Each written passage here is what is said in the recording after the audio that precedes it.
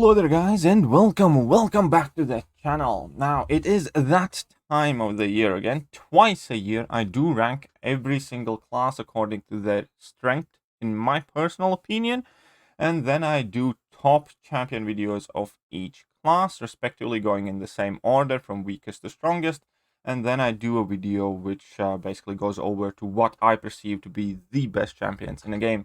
Now, first and foremost, people need to realize that this is my opinion and my opinion only. And second of all, that relative number next to the champion's name hardly matters in your actual progression, because each of our situations are different, and often it makes sense to rank up champion that will help you get where you are going over a champion that has arbitrarily more uses in the game.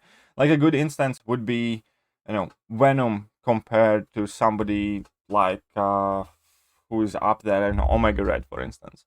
Omega Red is a fantastic champion that does require specific setup and some investment, and overall he's definitely an amazing champion, and I don't think it would be a controversial opinion saying that Omega Red is better champion than Venom. However, for a large portion of players, focusing on variants should be their next goal, next target, in order to kind of like acquire Thronebreaker status, and Venom is one of the most helpful champions in the game.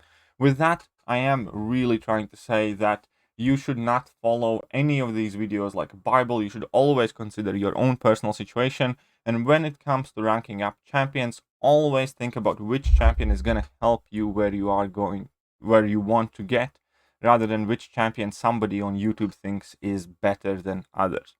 That being said, just like with champions, same can go for my class evaluation video, and we're going to start with the class that I perceive currently to be the weakest in my Alchemist of Champions, and that is Cosmic class. Now, Cosmic class is one of, if not the largest class in the game currently. And before I go any further, there's another small disclaimer. This is the first time that I will not include any champion that is not available as a 6-star in my ranking. I know that 5 stars are still very, very viable. I know that 5 stars can tackle any content that is still out there in the game. But when it comes to anything competitive in the game has largely moved on to 6 stars. 6 stars are the ones that you look for. Prestige, 6 stars is what you see in top tiers of Alliance Wars. 6 stars is what most people use even for Alliance Cast, stuff like that. And in general, I once again understand that not everybody is the same level of progression, and there are majority of the people are still very much so interested in 5 stars.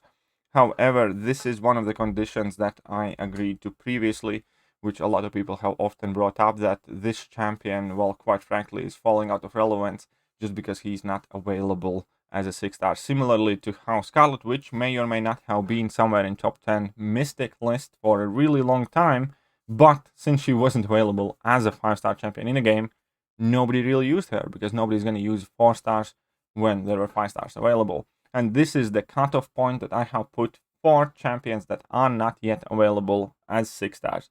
So once they do become available in future, they will qualify for rankings and this list, but as of recording of this video, champions that are not available as 6 stars in the game are being basically ignored and discounted.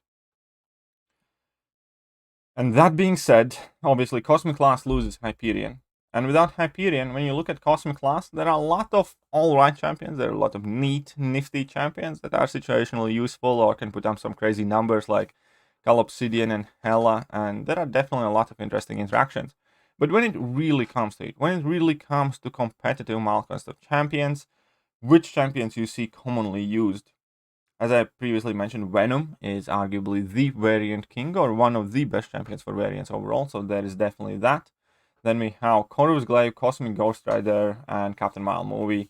Now, Medusa technically qualifies as a 6-star, but she's so rare that I hesitate even taking her into consideration. And then we have somebody like Angela, who got buffed and is a very valuable kind of like member of this class.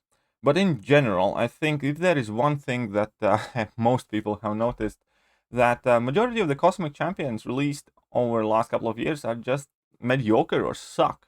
And as an argument I'm going to use here, so we have had Super Skull and Odin. Odin's alright. After his tune-up, He actually got significantly better, and I quite like him. If I had a 6-star, I would be tempted to take him up to rank 2 or 3 for his support capabilities and an occasional bursty fight. But I don't think anybody's going to argue with me that Super Skull sucks. That being said, we're going to take a look at 2020 champions. We have Airwalker, absolute noodle and sucks. Nova, even with his value buff, that hardly changed anything, sucks. Now, Terex is better than he was, but after buff, he's hardly turning any heads. He's not bad champion by any means, but he's not really like the dominant destroyer of Malcolms of champions that would kind of elevate the Cosmic class. Then we have Red Goblin, who has a fun following, but ultimately, for most part, very few practical uses and makes no relevance to competitive Malcolms of champions. And even Cosmic Ghost Rider, who has a huge fan following and is one of the more popular champions in the game. And don't get me wrong, I have a rank 3 and a rank 5 5-star Cosmic Ghost Rider, and I really like using the guy because he's quick and there's damage. But realistically, is he popular Alliance Quest champion? Not really. Is he a top Alliance War attacker? No. Hardly anybody uses him in Alliance War offense, and if you do, then it is to kill off a struggling Killmonger for the most part. Is he best Abyss option? No. Is he best or some sort of MVP for 7.2? Not in my experience. And again, there will always be people who love certain champion more than others, and there will be people who use him. But in general, I'm not talking about individual anecdotal examples. Somebody's going to jump to the comment section, I use Cosmic Ghost Rider for everything. That is not what we're looking at here. We're looking at trends and community and how popular are these champions when push comes to shove. Top tier Alliance War, AQ, hardest contents in game, variants, Abyss, all that stuff. And Cosmic Ghost Rider has hardly left a mark. Albeit he's definitely not a dud, he's hardly from the savior of the Cosmic class. And hopefully that changes in future, and it might, depending on what content is released, but so far he has made very little impact outside of Realm of Legends potion farming, where he is the best option. And then 2019, similar story, we have Captain Marvel movie, that's a great champion, and Silver Surfer, that is slowly gaining kind of like traction, popularity, and uses, but Annihilus, Calopsidian, Vision Arcus, they're not bad, but they're definitely not the head turning. And with all of that, there's just not much depth left the Cosmic class, and I do think they overall need the most help currently. Moving on to the next class, that is going to be Tech. Now, Tech, unlike Cosmic, is one of the smaller classes. However, they do have some absolutely phenomenal champions that are, in fact, dominating the game. The problem is that that list is very short and narrow, and the quality of the champions quite drastically are starting to fall off. Now, it is very hard to account for War Machines and Ultron's impact after their buffs, because that has happened a couple days ago, but that has given definitely a significant boost to Tech class. But even with that, I do not think they would overtake the next class that we're going to talk about. So up top, we obviously do have Ghost as the best champion, in my opinion, in the game that is available as 6-star. Then we have Warlock, who is, well, very closely to her heels because he is extremely influential champion currently and is viable and useful for a ton of different game modes and things. And then obviously we have our Sentinels, Hulkbusters, Guillotine 2099s, Rework Ultron potentially could be somewhere up there. We have Guardian and I don't know, Silver Centurion. We can't really look at Stark Enhanced Spider-Man because that is not available as 6-star. But in general, Tech class has definitely gotten stronger over the course of last half a year, thanks to the buff program, thanks to a couple of releases, but they're definitely behind any other class that is going to be discussed further in this video. I love Tech class, I think they have some phenomenal champions, but when it comes to the depth of the phenomenal champions, they definitely lag behind the rest of the 4 classes in the game. Moving on to spot number 3, spot number 4, so third weakest class in the game, will be Mystics at this point. Now, Mystics previously, I ranked up in 1 spot higher in the previous video, and it's not really to the fault of Mystic class that they have dropped down slightly. In fact, nothing significant has changed in Mystic class since January, since December to now. So we can take a look at champions that have been released 2021. We got Mangog, who is absolutely worth fuck all. Now, we do have Purgatory coming, but obviously champion has not hit the game yet. So I can't really value her too much in my calculations. So just primarily due to the fact that Mystic Class hasn't really gotten any champion buffs. They haven't received any meaningful worthwhile champions, whilst the classes ahead of them definitely have gotten significant improvements. And with that, in combination with the biggest weakness that Mystic Class has, which is they still have those horse blinders on their eyes. Vast majority of the potent Mystic champions are relatively one-dimensional. If there are buffs in the fight that they can nullify and feed their Mystic Dispersion, they're going to be doing A-okay. They're going to be great, sometimes insane, responsible for some of the cheesiest interactions in the game. But due to Mystic Dispersion being a thing in the game, I feel like that developers always have to keep that in mind and how to kind of limit themselves in terms of what Mystic champions can do. And that leaves them significantly better off in any matchups or most matchups where buffs are not commonly available. And that is weakness regardless of what anybody wants me to say. In general, there are hardly any Mystic champions you would want to use as your main casual questing champions. There is not a single Corvus Ghost Omega Red-like champion that just straight up goes out of the gate and demolishes champions. Even Dr. Doom, who can be a worthwhile questing champion, is far from the highest damage dealing champion in a game or like a super fast, quick questing option. There's absolutely nothing in this class that kind of like jumps out of the gate and destroys everything. More interesting thing that I want to point out is the effect of Tigra that is having on Mystic class, and that is one of the kind of more significant changes. The more popular Tigra is going to get, the less that stigma and that problem is going to accompany Mystic class, and they definitely need more champions like Tigra.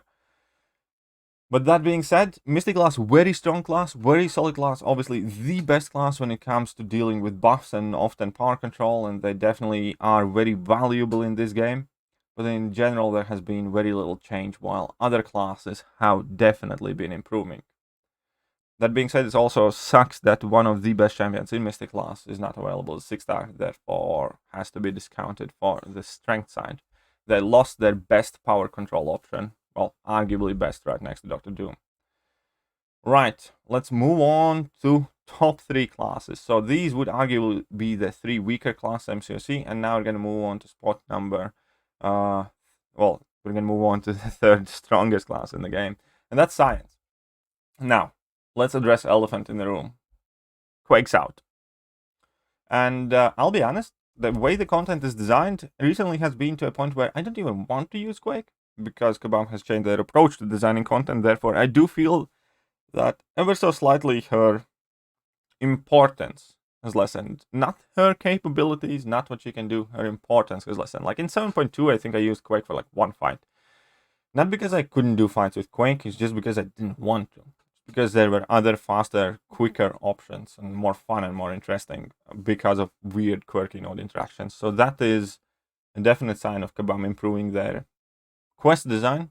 But Quake is a type of champion where if you do not have to use Quake, or Quake isn't like by far the best option for a fight, you probably can often go with a different option because she's far from the quickest one, and not being available as a 6-star definitely has contributed to that issue significantly. Now, when it comes to Science, incoming champions in 2021, we have just received Mr. Negative, who I personally do not value as a true powerhouse yet. I do think there's something quirky to be looked into, but I don't see a huge competitive meta relevance to it. So in 2021, I don't think they have improved greatly. However, the additions of Immortal Abomination, Immortal Hulk, and Spider-Ham and Red Guardian in 2020 definitely kind of have been very solid, and Immortal Hulk has been proving to be more and more useful. On top of that, I think still the ageless quality of champions like Captain America Infinity War, champions like Void, even Red Hulk, and then the buff of Mr. Fantastic has strengthened Science class even further, as I have said before, and I still think that the statement stays true. If I personally would have to pick a class, one class, to address as many issues as possible, I think that it would be Science class. Or it definitely was, until I was able to count in Quake. So Science class is definitely capable of dealing with a ton of different issues, and I do value Science class extremely highly. So the reason why they dropped from my personal ranking spot number 1 to personal spot ranking number 3 is not that they have lost significant amount of their relevance, importance, and capability, is much more to the issue that they have not progressed as fast as other classes have, and also the fact that they have lost their crown jewel. But in general, I still very much so like the class. I would like to see few buffs in the class and a couple more champions released. We're gonna get Maestro Overseer. We'll see what he does. I do think there are plenty of great options. I just would like to have a bit more variety in those options. There's still plenty of work to be done with champions like Rhino, Sentry, Invisible Woman, hopefully, Joe Fixit, Miles Morales, Spider-Man, Electro, Captain America's, Ant-Man, so on and so forth. So once some of those buffs do go in, I do expect Science class to kind of jump back up in their rankings, but for now, they are in the 3rd spot. 2nd spot, and actually quite narrowly, goes to Skill class. Now, Skill class has had the most dramatic turnaround in the history of MCOC within the span of 6 months, in my personal opinion. And if 6 months ago, Skill class was looked at as the worst class in the game, with very few people disagreeing with that, then now they are in the running for the top spot. Now, don't get me wrong, I do still think that Mutant class has higher amount of quality champions. However, Skill class has significantly turned the course and turned the game up on its head, and they have some of the most relevant, important, and valuable champions in the game right now. If 6 months ago, reluctantly, I pretty much had to put Stealth Suit Spider-Man in the spot of 3rd best skill champion, and don't get me wrong, I'm not trying to hate on Stealth Suit Spider-Man, he definitely is a good champion, and he deserved that spot at that time, but as a testament to how much stronger Skill class has gotten, is that today, I think I'd barely fit him in top 10. Right now, with reworks such as Mole Man, such as Kingpin, such as Crossbones, such as Falcon, an addition of champions like Shang-Chi, Jabari, Panther, Skill class is just mental. There are a ton of champions. Like right now, skill catalysts are the ones I'm pretty much seeking out the most in the game. Skill class has so much to offer in so many different ways, and the strengths that skill class possesses are inherently some of the more important abilities in the game. You reduce opponent's ability accuracy, you inflict plenty of debuffs, bypassing a ton of nodes, you can shrug off a ton of debuffs, which has immense amount of applications in the game, and therefore, largely due to help of Falcon, Kingpin, Mole Man, and hopefully fairly significant impact in Shang-Chi in future, plus their existing stars of Aegon, Nick Fury, even Stealth Suit Spider-Man. The class is popping.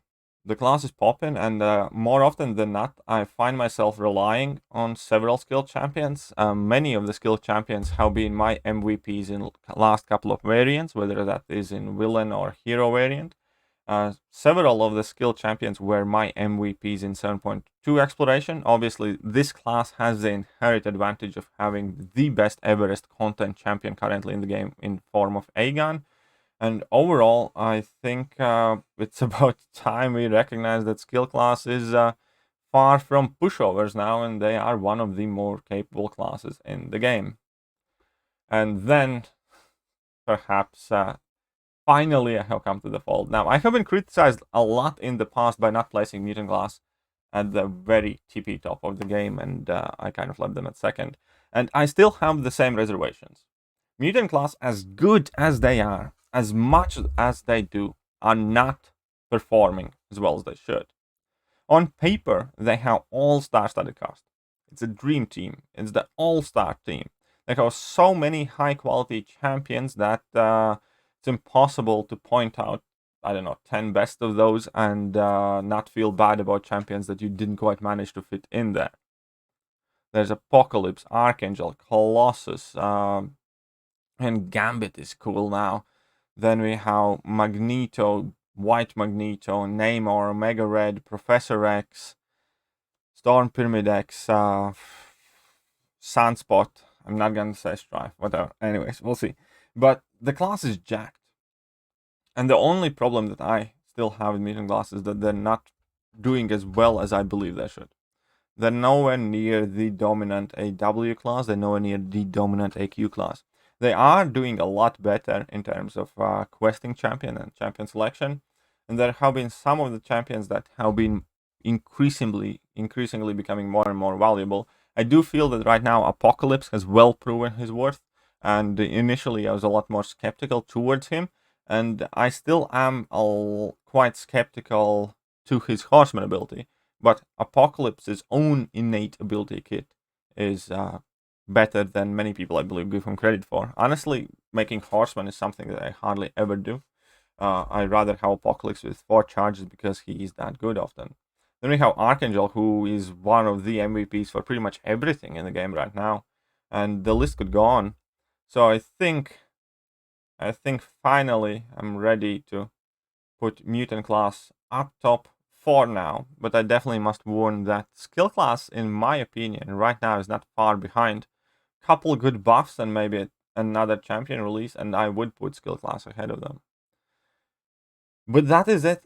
So this has decided the top 10 champions of each class order, how those videos are going to be released. So we're going to start off with Cosmic class, and we're going to work all our way up to Mutant class. That being said, I hope you guys enjoyed the video, and if you did, hit that like button, hit that sub button, hit all the buttons. I'm gonna catch you guys soon. See ya.